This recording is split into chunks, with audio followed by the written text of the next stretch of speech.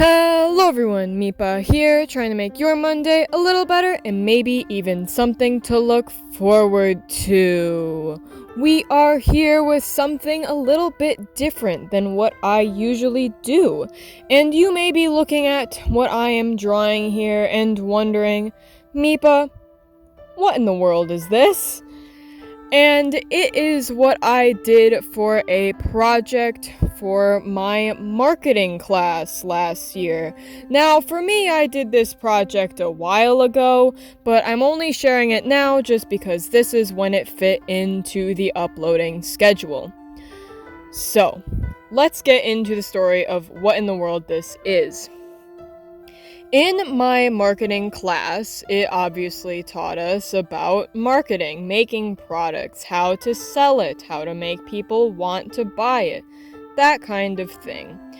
And our final project was to have a partner and make a product to sell at a flea market towards the end of the year.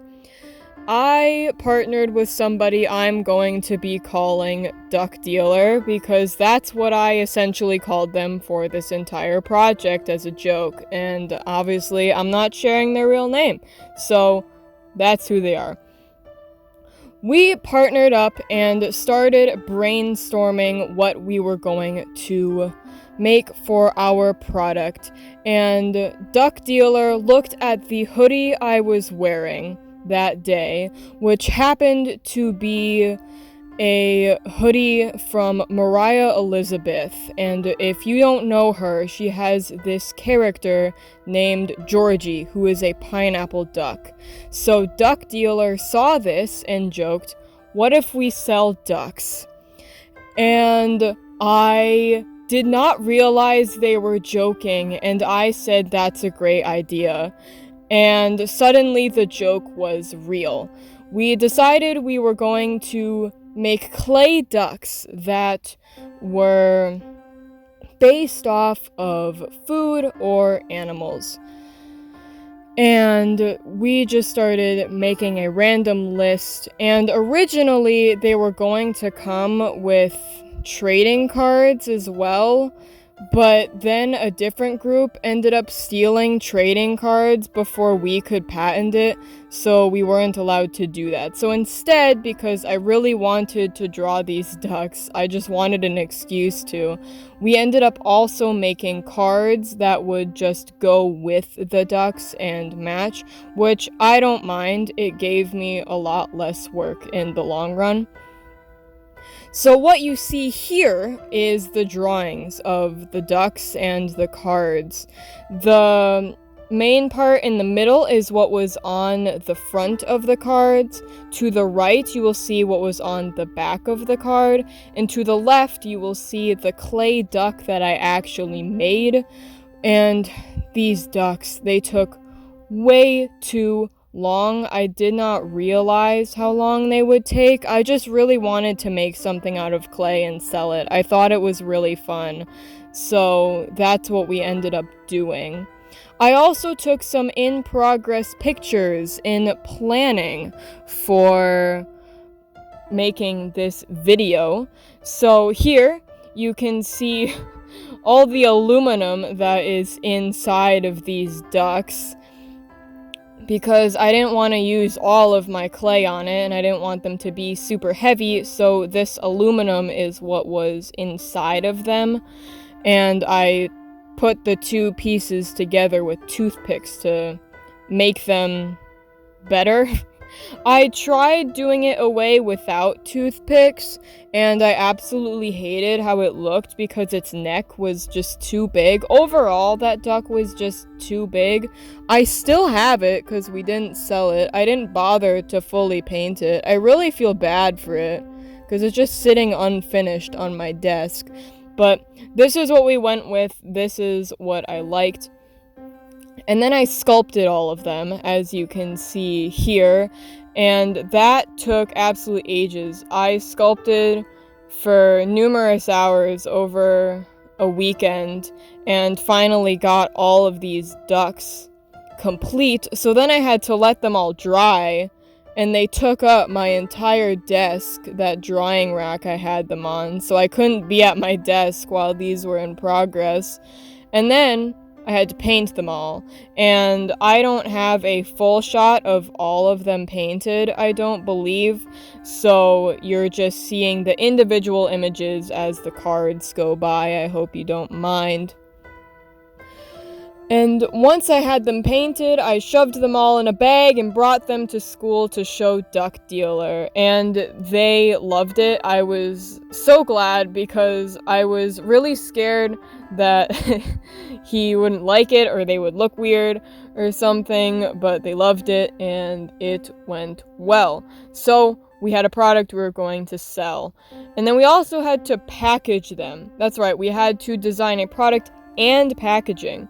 And we decided that we were going to make it like a mystery package where you couldn't tell what duck was in it, didn't know what duck you were getting, and then maybe people would buy more of them if they had a specific duck they wanted.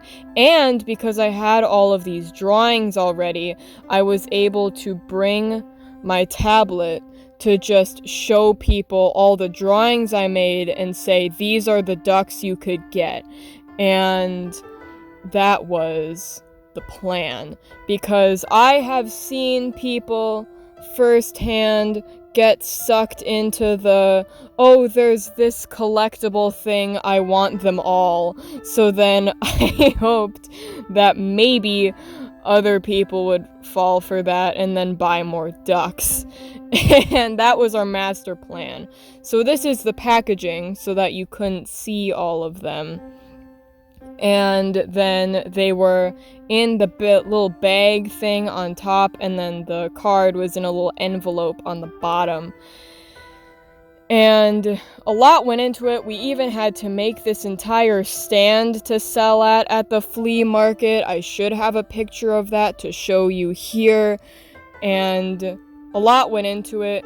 I was the one who made all the product stuff, but Duck Dealer made most of the pop-up stand. They made the commercial that we had to make as well, and they did a lot as well. I'm not discrediting them. I'm just the one who made the product, and I'm now making a video on it.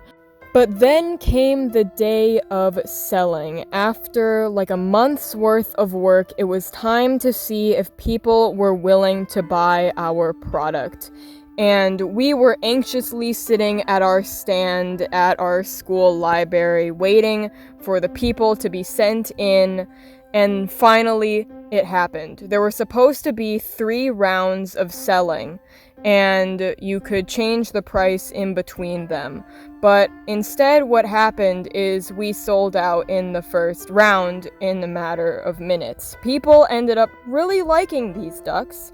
They liked them so much, in fact, that the art teacher came and she handed me more money to commission another duck from me.